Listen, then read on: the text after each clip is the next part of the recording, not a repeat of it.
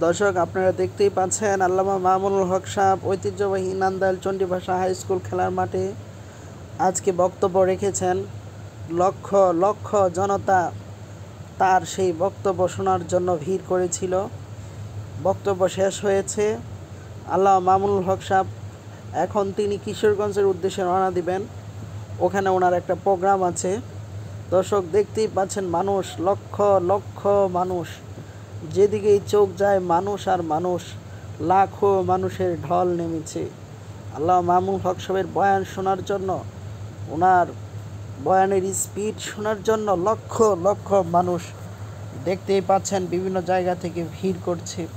আল্লামা মামুনুল হক সাহেব উনি চলে যাচ্ছেন, ওনার গাড়ি আসতেছে। দেখতেই পাচ্ছেন ভলান্টিয়াররা ওনার গাড়ি চলে যাওয়ার জন্য রাস্তাটা ক্লিয়ার করছে। কিছুক্ষণের মধ্যে আমরা আল্লামা মামুনুল হক সাহেবের গাড়িটা দেখতে পাবো। তো দেখতেই থাকেন। এই যে মামুনুল হক সাহেবের গাড়ি আসছে। দর্শক দেখুন, লক্ষ লক্ষ মানুষ। আমার মনে হয় না নান্দাইলের ইতিহাসে এত পরিমাণ মানুষ। দর্শক দেখছেন আল্লামা মামুনুল হক সাহেবের গাড়িটা ঢুকতেছে। উনি বয়ান শেষ করে চলে যাচ্ছেন। ওনার ভক্তরা ওনাকে সামনে আগিয়ে দিয়ে আসছেন। দেখতেই পাচ্ছেন পুলিশও আসছে। পুলিশ সামনে থেকে ওনাকে প্রোটোকল দিচ্ছেন।